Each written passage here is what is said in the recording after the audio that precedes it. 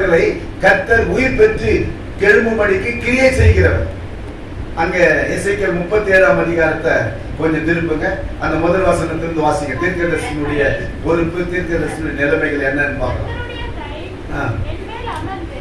எசேக்கியேல் 37 தானே.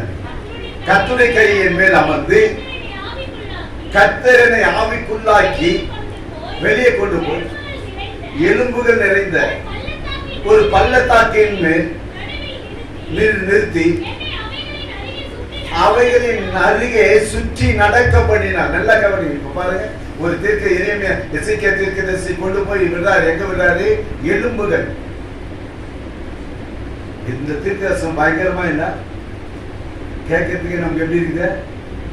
எலும்புகள் நடுவிலே தீர்க்கதரிசி நடக்க பண்றார். அந்த எலும்புகள் நடுவிலே தீர்க்கதரிசி நடக்க பண்ணி இப்ப என்ன சொல்ல தெரியுமா? இதோ வெளியிலே எலும்புகள் மகா திரளாய் கிடந்தது, அவைகள் மிகவும் எப்படிப்பட்டதுங்க? உலர்ந்து போய். அப்படின்னா என்ன அர்த்தம்? அது என்ன இல்ல, சாராம்சம் கிடையாது, சாரம் கிடையாது, ஈரம் கிடையாது. அது எந்த ஒரு நிலையிலும் பட்டு போன மரம் எப்படி இருக்கும்? பிழைக்குமா? பிழைக்குமா? பிழைக்காது. ஒரு மரம் பட்டு போச்சுன்னு சொன்னா அந்த மரம் என்ன இருக்கும்? கனி இருக்குமா? அதுல ஏதாவது இலை இருக்குமா? எதுவுமே இருக்காது. அதுல பட்டை இருக்குமா? அந்த மரத்து மேல தோல் இருக்குமே, அது இருக்குமா?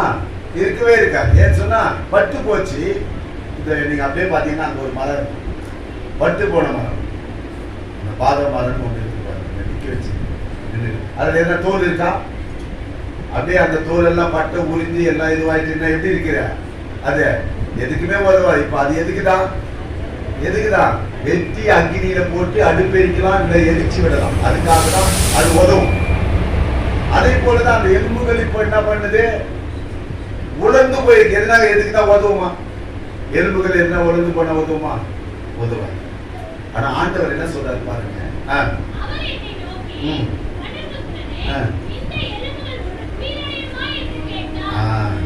இந்த எலும்புகள் எல்லாம் உயிரடையுமா? இந்த எலும்புகள் உயிரடையுமா? இந்த எலும்புகளுக்கு மீண்டும் ஜீவன் வருமா? அப்படிதான் இன்னைக்கு நம்முடைய வாழ்க்கை கூட இருக்கிறது. உலர்ந்து போன எலும்புகளை போல சாரமில்லாத ஒரு வாழ்க்கை, உலர்ந்து போன ஒரு வாழ்க்கை. அந்த வாழ்க்கை எதுக்குமே உதவாது. அது எரித்து போடுவதற்காக தான் அந்த வாழ்க்கை இருக்கும், அக்கினியிலே சுட்டரிக்கப்படுவதற்காக தான். ஆனால் அந்த வாழ்க்கையை அந்த எலும்புகள் எப்படி உயிர் அடைகிறதோ அதே போல நம்முடைய வாழ்க்கையிலே கர்த்தர் ஒரு உயிர் மீட்சி உண்டு பண்ணுகிறார். நம்முடைய வாழ்க்கையில மீண்டும் ஒரு ஜீவன், ஒரு புதிய ஜீவன் உண்டாயிற்று.